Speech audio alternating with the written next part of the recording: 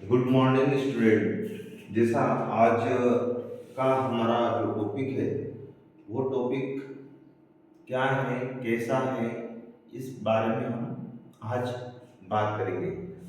मेरा परिचय देते हुए मैं आपको बताना चाहता हूँ, मैं भीम प्रकाश पौथ और मैं एक व्यावसायिक रूप से आपको मैं बताता हूँ। मैं एक शिक्षक हूँ और शिक्षक का काम पढ़ाना होता है और मैं उसे जब भी किसी को पढ़ाता हूँ तो तहे दिल से पढ़ाता हूँ। तो देखिए, आज का जो हमारा चैप्टर है वह है जैव प्रौद्योगिकी। जैव प्रौद्योगिकी, ठीक है। और एवं इसके उपयोग, एवं उसके उपयोग, यह हमारा चैप्टर है। तो सबसे पहले हम इस चैप्टर में समझेंगे कि जैव प्रौद्योगिकी क्या है। जैव प्रौद्योगिकी क्या है, तो आप ये मान के चले कि जैव मतलब जीवों में, ठीक है, और प्रौद्योगिकी का अर्थ होता है तकनीक। जीवों में नई तकनीक का विकास होना, मतलब कहने का अर्थ क्या है? कहने का अर्थ यह है कि पुराने समय में हमने देखा कि कुछ पदार्थों से नए पदार्थों का निर्माण कर लेते थे। जैसे उदाहरण के लिए मैं आपको बताऊं कि दूध से दही बनना, दूध से दही बनना, ये क्या है? ये भी एक बायोटेक्नोलॉजी है। इसमें क्या हो रहा है, जो आपका दूध है उसमें कुछ सूक्ष्म जीवों का उपयोग कर कर हम उसे काय में बदल रहे हैं, दही में बदल रहे हैं। अर्थात क्या कह सकते हैं, कुछ जीवों का उपयोग कर कर जीवों के हित में, जीवों के हित में बनाए गए उत्पादन का उपयोग हम कहाँ कहाँ पर करते हैं, इसे हम क्या कहते हैं? जैव प्रौद्योगिकी। और जो जो जैव प्रौद्योगिकी होती है वो दो सिद्धांतों पर काम करती है। कौन कौन से? एक होता है आनुवांशिकी, आनुवांशिक अभियांत्रिकी, अभियांत्रिकी, और दूसरा जो होता है उसको रासायनिक अभियांत्रिकी के नाम से जानते हैं।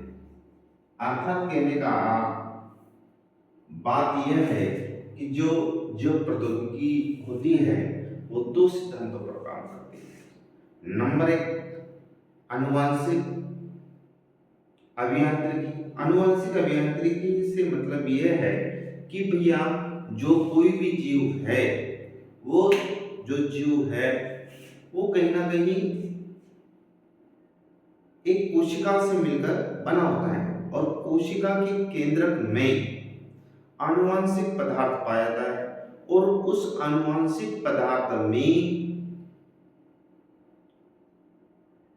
और आनुवांशिक जो पदार्थ है वो मुख्य रूप से अधिकतर जीवों का डीएनए और आरएनए होता है। क्या होता है? डीएनए और आरएनए।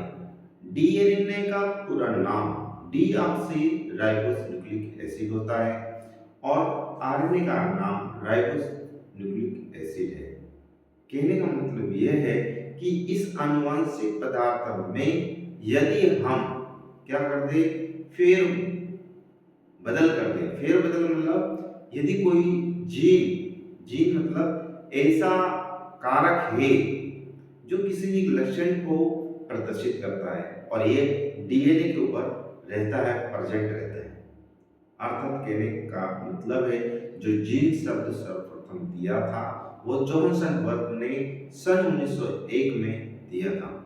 तो आप उसको कंठस्थ तरीके से याद रखें और ये जाने कि जो डीएनए होता है, डीएनए के ऊपर एक जीन पाया जाता है। यह जीन एक लक्षण के लिए उत्तरदायी रहता है। मतलब सामान्य कहने का यह है कि इस जीन में यदि हम क्या कर दें, फेर बदल कर दें और उसके अनुवांशिक पदार्थ में परिवर्तन कर कर, अनुवांशिक पदार्थ में परिवर्तन कर कर और नए नए जीवों का निर्माण जिस तकनीक द्वारा करते हैं, उस तकनीक को जैव प्रौद्योगिकी कहते हैं। समझ में आया? जैव प्रौद्योगिकी किसे कहते हैं? और जैव प्रौद्योगिकी द्वारा जो जीव बन रहे हैं, जो नए जीव बन रहे हैं, उनसे जो उत्पाद हो रहे हैं, उत्पादन होता है, उस उत्पादन का उपयोग कैसे कैसे करते हैं, इस पाठ में हमको ये सीखना है। और बता दें आपको, यह पाठ हमने क्लास 12 बायोलॉजी विषय से लिया गया है और यह क्लास 12 का 10वां पाठ है, अध्याय 10 है। जो स्टूडेंट तैयारी कर रहे हैं, जो 12वीं में पढ़ रहे हैं और जो एनसीईआरटी के अकॉर्डिंग पढ़ना चाहते हैं, वो सभी हमारे से अवश्य जुड़ें, जिससे हम आपको एनसीईआरटी के अकॉर्डिंग आपको हम पढ़ा सकें। तो हमने क्या बताया कि कोई पूछे नॉर्मल तरीके से कि जैव प्रौद्योगिकी क्या है, तो सिंपल सी परिभाषा है, जीवों के द्वारा जीवों के लिए उत्पादित पदार्थों का उपयोग करना या पदार्थों का बनाना जिस तकनीक द्वारा किया जाता है, उस तकनीक को जैव प्रौद्योगिकी कहते हैं। अब ये जैव प्रौद्योगिकी दो प्रकार की हो सकती है, एक तो होती है नवीन और एक होती है प्राचीन। प्राचीन प्रौद्योगिकी जब से भारत विकसित हुआ है, विकसित का मतलब जब से भारत आजाद हुआ है, उस समय से लेकर अभी तक ये प्राचीन कालों से चलती आ रही है। मतलब दूध से दही प्राचीन काल से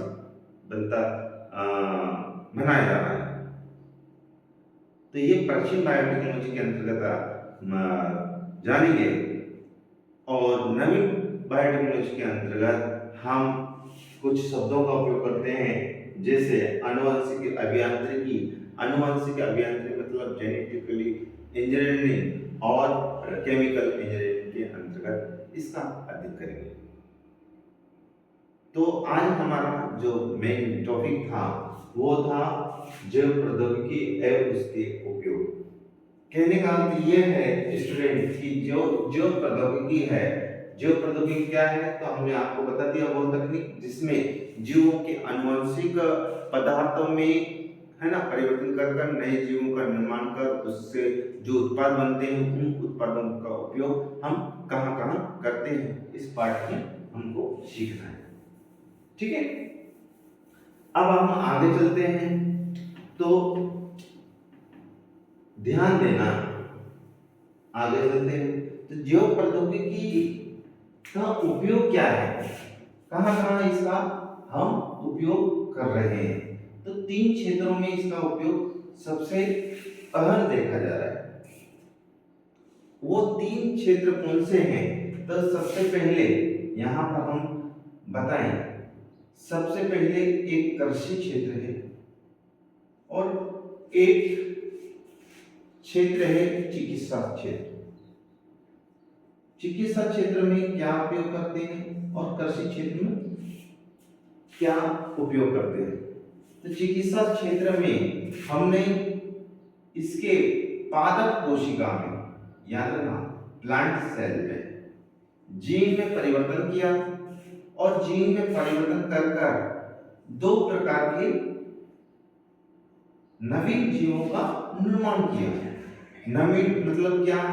एक तो फसल नवीन उत्पादित की जिसका फसल बनाई नवीन फसल, और दूसरी जो फसल बनाए दूसरी जो जीव बने जंतु, जंतु कोशिका में परिवर्तन कर कर, है ना, नवीन जंतु बनाए, ठीक है, नवीन जंतु बनाए।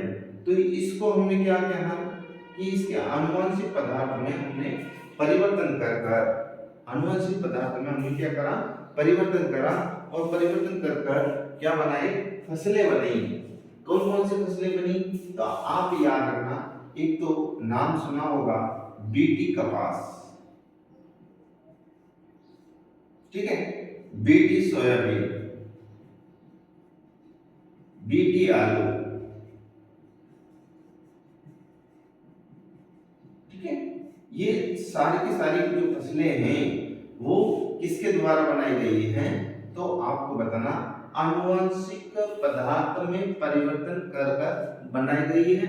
और ये जो फसलें हैं, इन फसलों को हम जीएमसी कहते हैं स्टूडेंट। क्या कहते हैं, जीएमसी।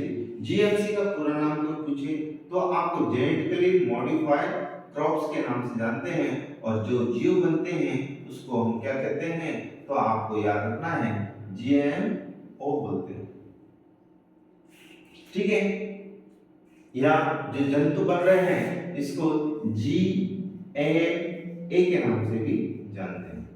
जीएमए क्या है, तो जेनेटिकली मॉडिफाइड एनिमल्स, जंतु। ये किसके अकॉर्डिंग पढ़ेंगे, जीव प्रौद्योगिकी के अकॉर्डिंग पढ़ेंगे। अब इनको ये कृषि के क्षेत्र में इन्होंने भूमिका निभाई, और चिकित्सा के क्षेत्र में उन्होंने क्या योगदान दिया, तो चिकित्सा के क्षेत्र में जैसे बड़ी बड़ी बीमारी है, उन बीमारियों पर कंट्रोल पाने के लिए कुछ सूक्ष्म जीवों के प्रोटीन को निकाला, और निकालने के बाद उसका उपयोग किया, और जो उपयोग किया है ना, तो वो उपयोग उनकी बीमारी को दूर करने के लिए किया। तो इस प्रकार से ये चिकित्सा क्षेत्र में इनका अहम योगदान है। जैसे आपको बताना चाहूं, जो पेनिसिलिन है, पेनिसिलिन, ये पेनिसिलिन क्या है, तो पेनिसिलिन एक प्रकार का एंटीबायोटिक है। पेनिसिलिन क्या है, एक प्रकार का एंटीबायोटिक, जो विभिन्न प्रकार की बीमारियों के लिए दिया जाता है।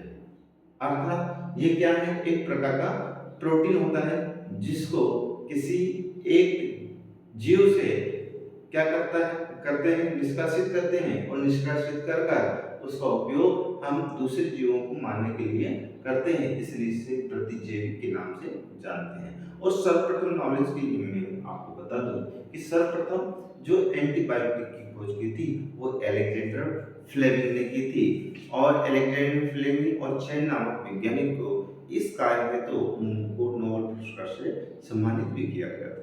इसके बारे में हम डिटेल पढ़ेंगे, आप बने रहिए। तो ये चिकित्सा के क्षेत्र में मतलब विभिन्न प्रकार के जो एंटीबायोटिक है, वैक्सीन है, टीके हैं, ये किसके अंतर्गत बनाए गए हैं, जैव प्रौद्योगिकी के अंतर्गत बनाए गए हैं। इसमें किसी को डाउट हो तो आप पूछ सकते हैं। तो यहाँ से कुछ क्वेश्चन पूछे जाते हैं कि भैया कृषि के क्षेत्र में क्या योगदान रहा, तो ये क्यों बनाए जा रहे हैं, तो इसके बारे में भी हम बात करेंगे। तो इतना समझ में आया कि नहीं आया।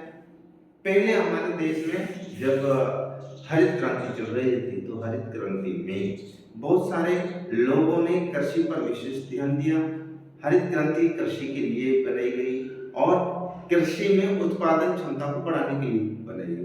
किंतु उस समय क्या हो रहा था कि देश में जब हरित क्रांति का लागू की गई, तो हरित क्रांति में विभिन्न प्रकार के रसायनों का उपयोग किया जा रहा था, और विभिन्न प्रकार के रासायनिक खादों का उपयोग किया जा रहा था, जो कि भूमि की उर्वरता क्षमता को कम कर रहे थे। और भूमि की उर्वरता क्षमता को जब कम कर रहे थे, तो देखा गया कि उत्पादन की क्षमता बिना रासायनिक पदार्थों के बढ़ नहीं रही थी।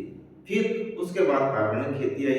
कार्बनिक खेती में भी उत्पादन की क्षमता बढ़ नहीं पाई। उसके बाद जो खेती करने की आई कृषि में, उसको आनुवंशिक रूपांतरित फसल के नाम से जानते हैं। और इसका शॉर्टकट जो नेम है वो क्या है,